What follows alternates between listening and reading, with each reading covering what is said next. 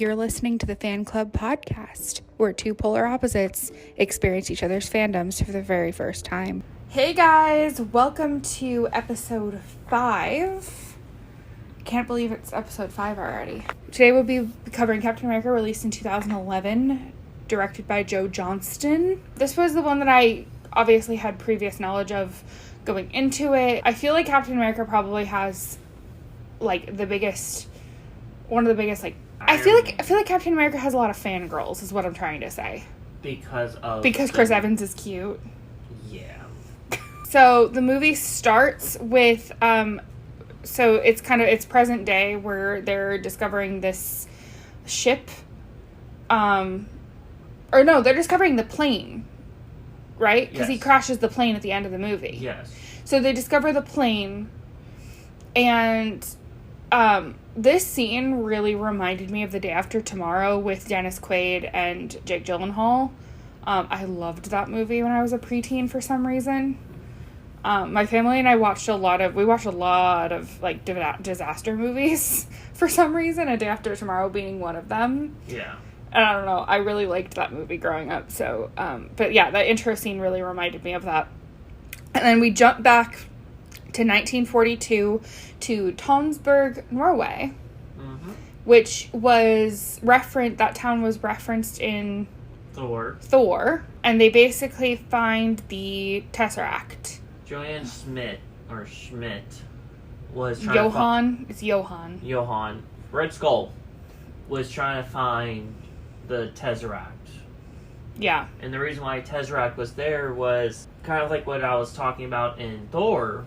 That town is where the mythos for Norse mythology is rumored to have began. In Tonsberg. Yes. I'm not sure if I'm saying that town name right. Or Tonsberg. I don't speak Norwegian. It's Tomburg, so closest would be Tomsburg, but it's probably pronounced differently in Norwegian. Yeah, I don't know. Because it has the double O, or it has the double dots over the O. It's like, when it's written in, like, American characters, or American alphabet, it has, like, an X over the O. I thought it was the dots. That's an umlaut. Yeah. I don't think an umlaut exists in Norwegian. Okay. I know that there was something over the O.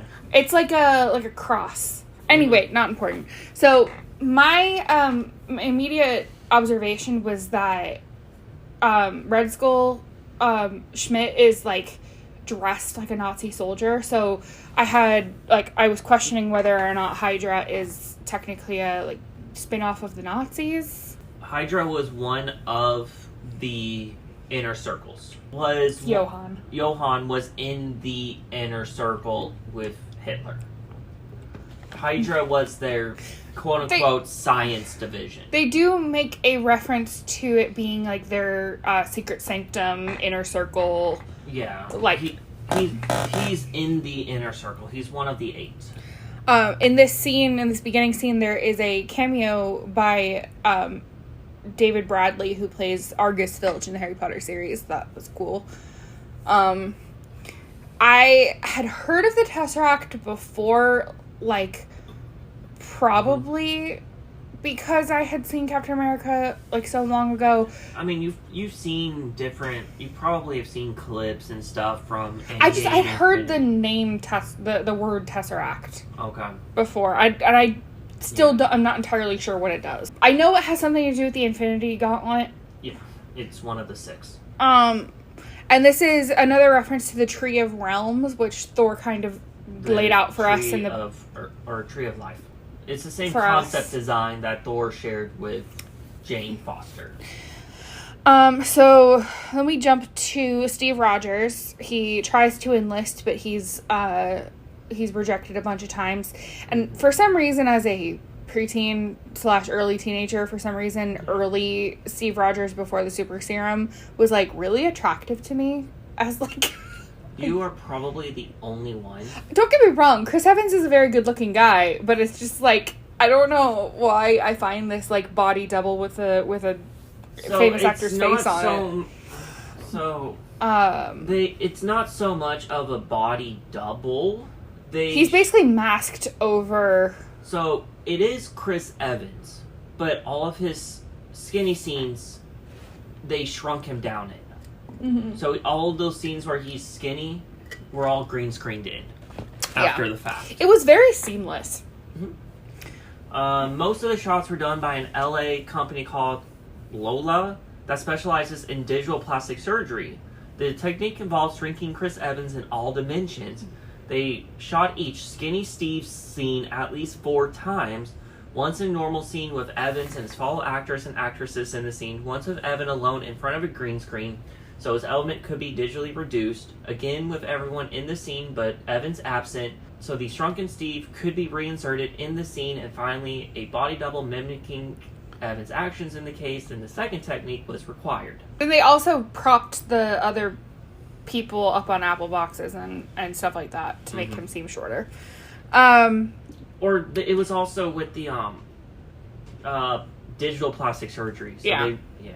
So he gets beat up in an alley, and he grabs a trash can lid as a shield, which I thought was interesting foreshadowing.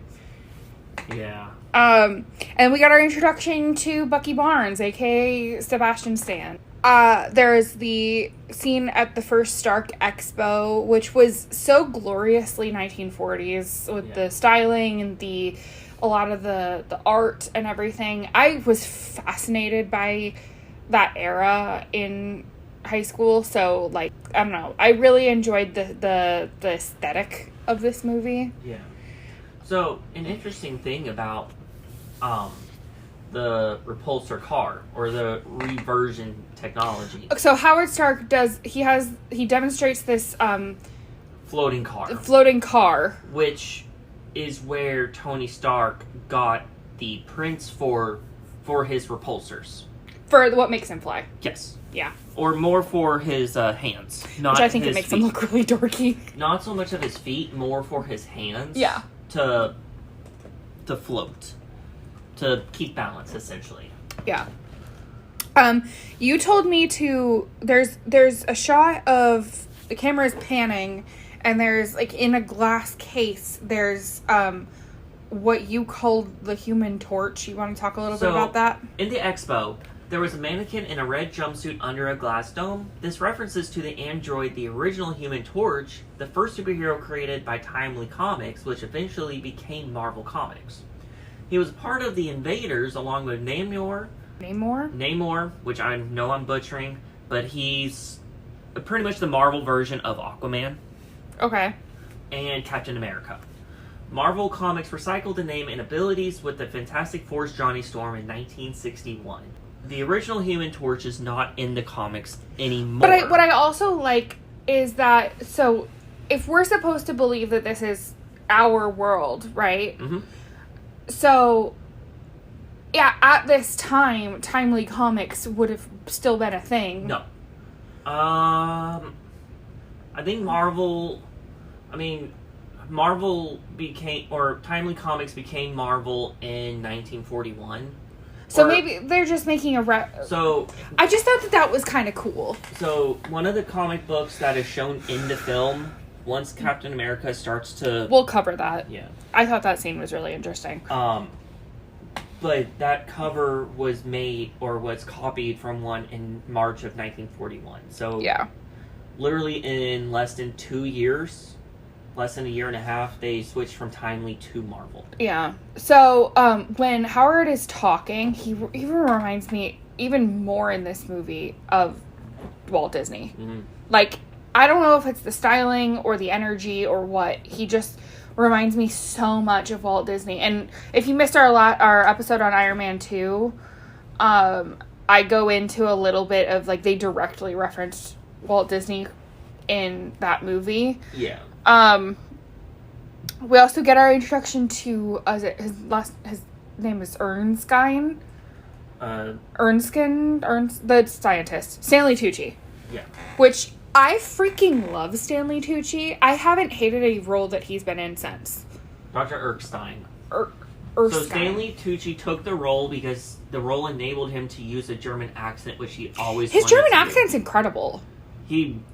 Apparently he never could do a German role, so He took it so that he could do a German role. I was really blown away by the casting budget in this movie because we've got Stanley Tucci, Toby Jones, who, fun fact if you didn't know, is the voice of Dobby. We've got Sebastian Stan, Chris Evans. There's a Natalie Dormer cameo, which she was kind of unknown at this point, but she's more well known as Marjorie Tyrell on Game of Thrones. And then my favorite is Hugo Weaving. Yeah, Hugo Weaving. Yes, he plays a villain very, very well. Yeah, he really does. He plays... I know the name. I couldn't pick him out of a crowd at all. He's also in Matrix. He's Agent Smith in Matrix. Matrix is like Matthew's all-time favorite movie. Yes. He's trying to lobby for us to cover those in the future, because I've never seen them and never found an interest in them. Mm-hmm. So let us know if you guys want us to do that in the future. I'd be willing to do it if the fans want it. I love Agent Carter. So far, she's like my favorite like love interest female character in the series. Like all of the other ones, Pepper Potts, Jane Foster, what's her face? I do really like Black Widow, but she's not really a love interest. Or are you talking about Hulks? Oh yeah, Betty Ross. Betty. Yeah, no, Agent Carter is by a landslide my favorite female character so far. Yeah. I really love her spunk. I love that she just completely calls the soldiers out on their BS. I mean, she is one of the first S.H.I.E.L.D. agents. Yeah. She helped create S.H.I.E.L.D. with the government. I love when they're running and the guy's like the colonel played by Tommy Lee Jones is like the first one to get the flag gets to ride back in the car, and Steve Rogers just like knocks over the flagpole, or he takes out the pin. He takes out the pin to knock over the flagpole, and I wrote down "work smarter, not harder." Mm-hmm. And he just has really good instincts. Like there's a moment earlier when they throw what they know is a fake grenade, but nobody else knows it's a fake grenade. And Steve Rogers immediately just, like, jumps on it. And because his instinct is to protect everybody. Yeah. And I really like that, those through lines throughout his character that start really, really early in the movie. I really liked that. Schmidt uses the super serum to become Red Skull, which you see throughout the movie because he's Red Skull and then he's wearing like a human skin mask. Yeah. I phrased that really grossly, but that's essentially what it is. Yeah. And you see throughout the movie like his mask like slipping, and it's really freaking creepy. Mm-hmm.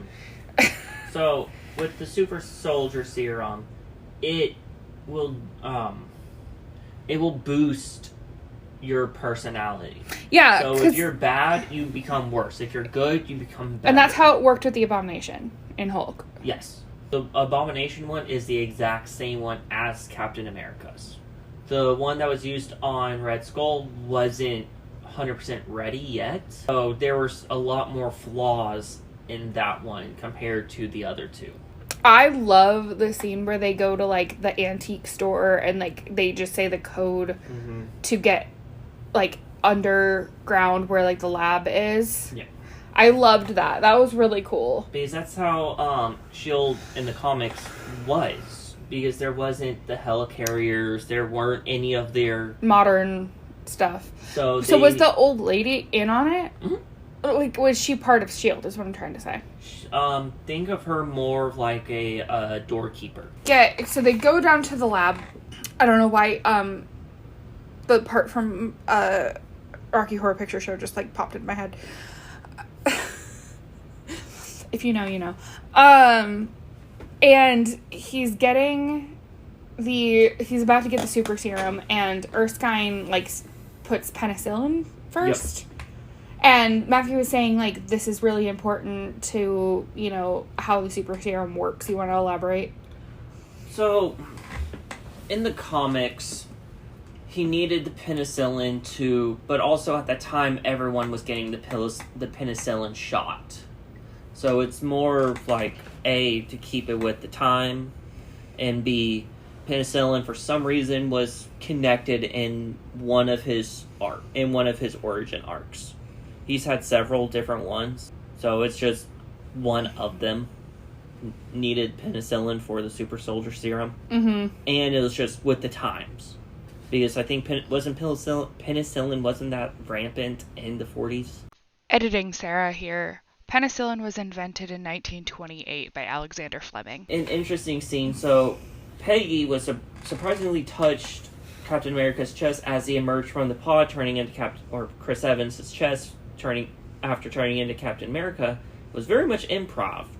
She was the surprise on her face was genuine, and she admitted in interviews that she was very taken aback by Chris's physique and nearly broke character and ruined the take that made it into the film as the result. So she was completely shocked with how his body was. Because that was the first time she actually saw it, or saw his body. So weird. Built like. I also was a little confused at how he goes in as his, like, skinny, scrawny self. Don't talk about the pants. And he comes out. Sorry, that was just the ice machine. He comes out, and he's still wearing the same pants. I don't want to get into it. It's the same argument people have with the Hulk in the comics because his pants grow with him in the comics somehow. So I don't want to. In the Hulk movie that we watched, his clothes like rip. Yes. So in the comics for Hulk, people made him special pants that grow with him. That's freaking dumb. I'm saying the same thing for Captain America. I don't know. It's apparently really stretchy khaki. Yes. Really stretchy khakis. Probably sweatpants. I really loved the scene where the spy steals the serum and Captain America like runs after him. Mm-hmm. And he's still learning his new body. Obviously, it literally happened like 5 minutes prior. He runs into a lot. But I really loved like the shootout and like the era appropriate cars mm-hmm. and the scenery, and I don't know, I thought that was a really fun scene to watch. So were the submarines filling up with water had to actually be taken in 3 takes because the Nazi soldier Richard Armitage, the actor is afraid of water. Yep. So it took 3 takes. So I wrote here that the Tesseract is the time stone. Do they actually explicitly say that? Or did I just make that assumption? What? The Tesseract is the time stone? No, it is. It is. Did they explicitly say that, or did I just make that assumption? I think I said it. Okay. It's the time. So he then gets, like, drafted to become, like, this huge commercial, and he becomes this, like, massive deal in the country. He becomes the face of the army. Yeah. Of the military. And for bonds. He has all of these commercials, and he's has all these products and everything, and it becomes super meta because there's all these kids with Captain America comics and mm-hmm. costumes. So, and that comic, that cover is the same as the first Captain America from March of 1941. Mm-hmm. It's the same cover. Slightly different because the original one had Bucky, so they had to edit out Bucky. And so they're on tour with this performance. It's like the USS... Like the USO tour? USO. That's the acronym I was thinking of. The USO tour, and yep. So they come in contact with the military. The military that... In... the colonel from the beginning. Yeah. And Bucky is off fighting, and he is trying to, like, track Bucky down. But I was like, he's only met this guy once or twice. Who? Bucky. They grew up together. Oh, I did not catch that. Yeah, they grew up together. That's why they were, friends at the Stark Expo and stuff. They grew up together. Okay, I did not catch that. They were, high school friends. Bucky would protect him in high school. Got it. Okay, I thought he just saved him from this, No. this one bully, and, that was it. No. That's why I was confused as to why he... No, they were, childhood friends in elementary, middle, and high. So, some of the people that he saves that become his... Captain America's inner circle with the invaders, or whatever that group was called, they're called the Howling Commandos. So, there's 2 different ones. There's ones for the Howling Commandos that were a werewolf and a vampire, different things like that. And then there's this one that has Timothy Dum Dum Nugan, Gabe Jones, and then a few others that are in his Captain America's inner circle in World War II that are a part of his team. Mm-hmm. With the robotic Human Torch and the Marvel Aquaman. We see them create the shield. Mm-hmm. And it's made out of vibranium, which... So, there are a few other things in it in the comics that they couldn't do in the movies. So, in the comics, his shield is made of two parts. One part vibranium, which the shield's ability to absorb vibrations, and adamantium, which is Wolverine's bones. Interesting. But, at the time, Fox owned Wolverine, while Paramount owned Captain America and Hulk and Thor and all of that at that time. So they couldn't do adamantium because that is owned by 20th Century Fox at that time. So his shield in the movies is 100% vibranium, but in the comics, it was a mixture of the two. Because adamantium is invulnerable. You can't destroy it besides with adamantium. I don't know really anything about Black Panther, but...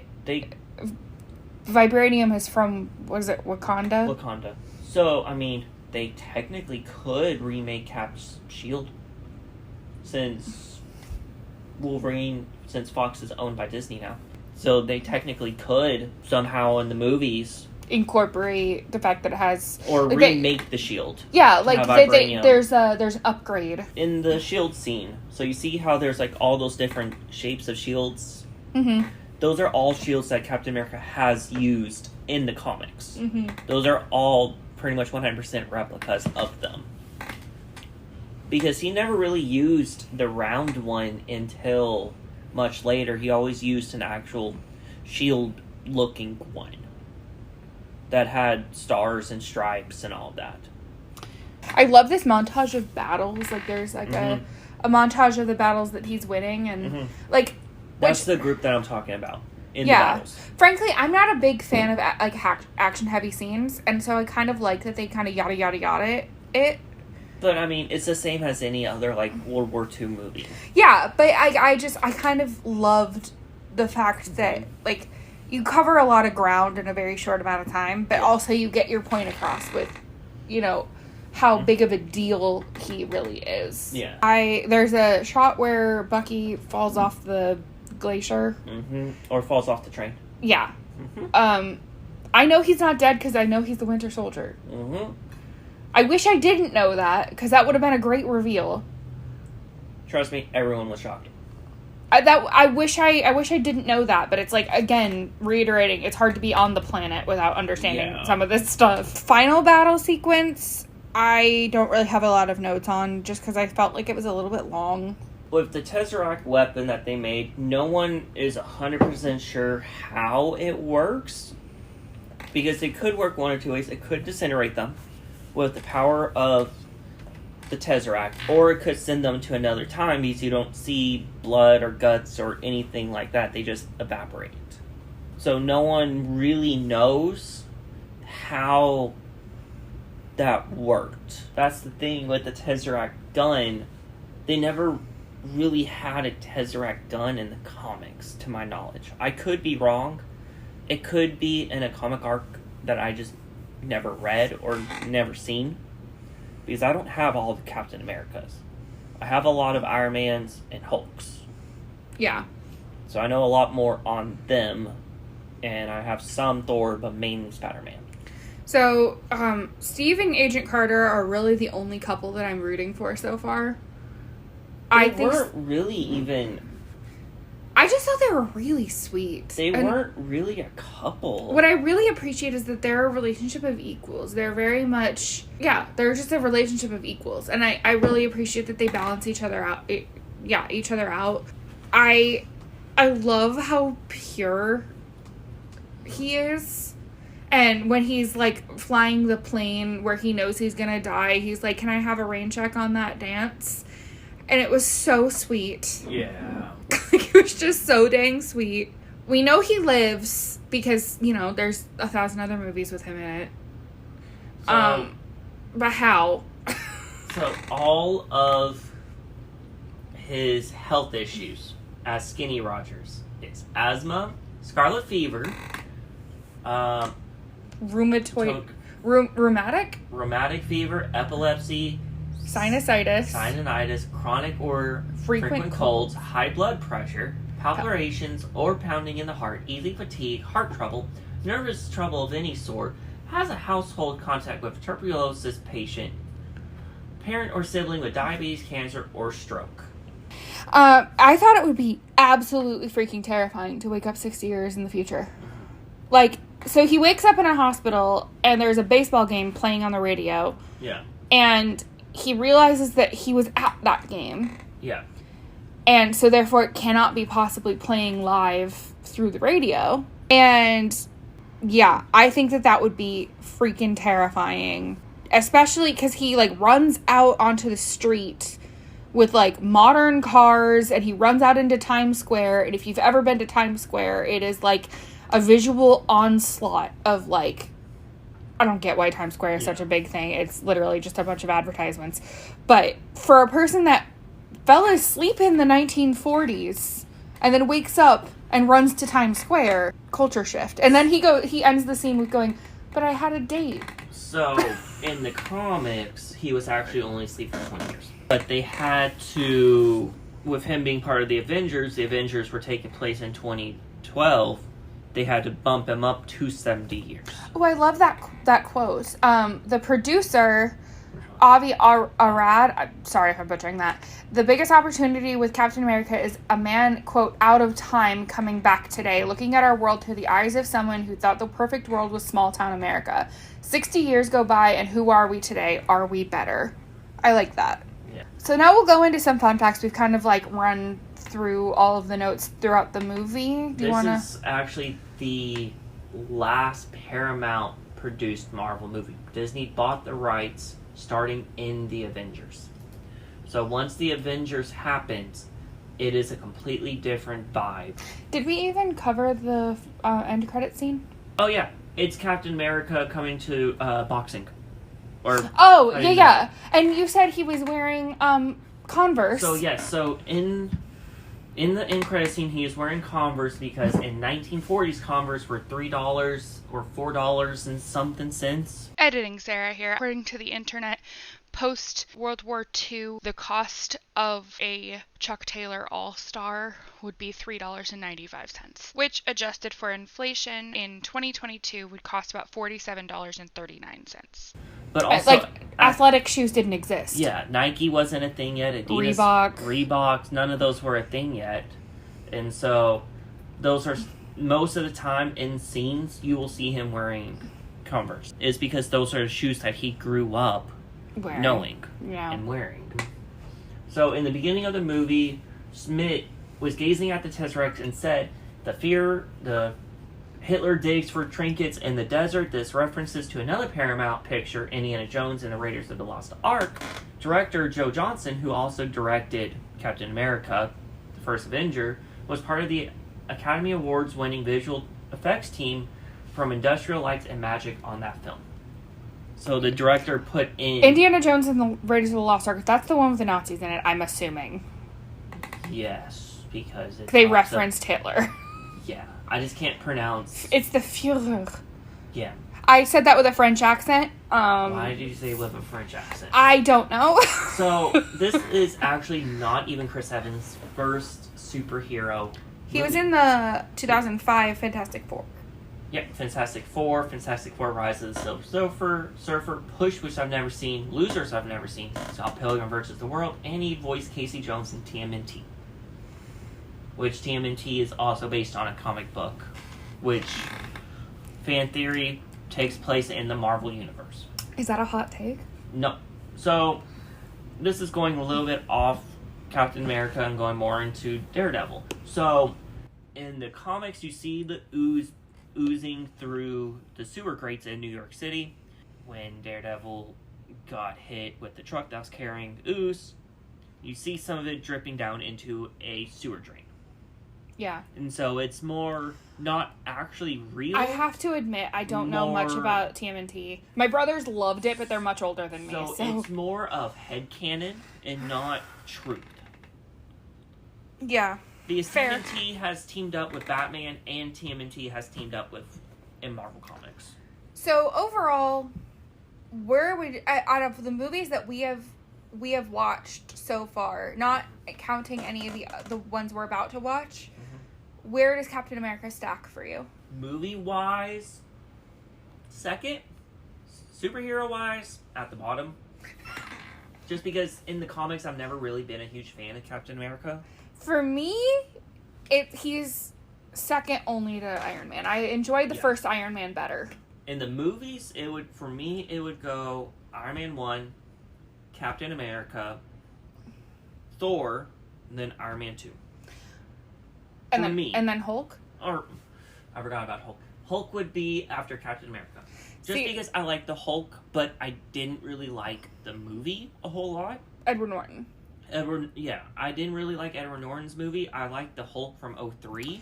So if you listen to our Thor episode, which I literally just finished editing today, I really, really went in how much I did not like that movie. Yeah. But for me, it's got to be Iron Man 1, Iron Man 2, Captain America. No, Iron Man 1, Captain America, Iron Man 2, Hulk, and then Thor.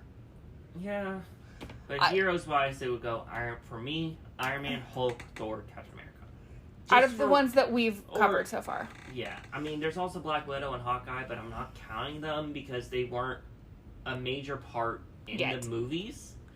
Yeah. I mean, Black Widow kind of was, overall, but she was more of a sidekick, per se. Yeah. But, overall, I liked this movie. I really love, the 1940s touch to it. I kind of wish more of them had, a distinct era to them. Captain Marvel will. Okay. Captain Marvel takes place in the 80s. Ooh, I like that. I don't know. I really liked that aspect of things. But I still like the first Captain America better. It's unexpectedly, out of all of them, which I don't even think I recognized that when we were watching it initially, that I liked it as much as I did. Mm-hmm. But, I guess maybe in comparison to the others. So, there is another version of Captain America where it was an AMC exclusive as part of the pre-Avengers movie Phase 1 marathon feature. So, before any big Avengers movie, AMC will show all of them in order. Mm-hmm. From Iron Man 1 to whatever is playing. They did it for Endgame. They did it for... it's usually the big multi-character movies. So, the Avengers, the Avengers Age of Ultron... They released all of the phases on box sets? Mm-hmm. That's interesting. That's an interesting way to do it. They did it for the box sets, they did Phase 1 by itself, and then when they did Phase 2, they made a Phase 2 by itself and a combining of 1 and 2, and then they did the same thing for 3 and 4. Mm-hmm. Where you could buy a box set of 4 and 3 or buy the entire box set. It's $200, $300. So, what were your final thoughts of this movie? It was better because... It's better than you remember? Yes, because I've only seen... So, a lot of the Avengers movies, a lot of the MCU movies, I'll see once, and I usually won't. You're not much of a movie repeater, to be fair, though. But also, this was before Netflix, Hulu, Disney Plus had them. Streaming. Before streaming, where you had to buy the movies, and... You had to be a chronic DVD collector to even have them. Yes. So, but... I don't have a lot of DVDs. Oh, it's because you moved all the time, after this point in time, so, you didn't... Yeah. You just didn't want to move with a bunch of... DVDs and movies and stuff, so I didn't really buy them. I would watch them because they were on Netflix, so I would watch them on Netflix. Iron Man 1, I've seen a ton. The Avengers, I've seen a few times. Age of Ultron, I've seen a few times. But usually the standalones, I don't see a whole lot of. I don't know. I liked like I said, I really liked the era of this movie, but I also really liked how the movie was structured. It had a lot of montages. It had a lot of, the only part that really felt tedious to me was the final battle sequences. It had a really, I really loved the romance between, Agent Carter and Captain America. yeah, overall, I thought this was a pretty decent movie. I still think I like Iron Man 1 better, just as, like, I don't know, I just have, I've gained a soft spot for Jon Favreau's, like, editing, and his direction just feels very cohesive. This isn't Jon Favreau. No, I know. Oh, okay. I'm talking specifically in comparison to Iron Man. I don't know. I just thought that he makes a very cohesive, easy to follow story. Yeah. But as a movie, I still really liked this movie. It'll be interesting to see after this point what I think. Yeah. All right, so next week we are covering the Avengers. That episode will be a wrap on Phase 1, and then we will go into Phase 2 after that. So, hope you guys enjoyed our coverage on Captain America, or as my nephew used to say, Captain America. Hope you guys have a great week. Bye. Bye. If you would like to send us any feedback, you can follow us on Instagram at thefanclub_podcast or Twitter at fanclub_podcast. You can also discuss each episode with us on our subreddit, which is reddit.com/r/thefanclubpodcast. And make sure you tune in every Marvel Monday.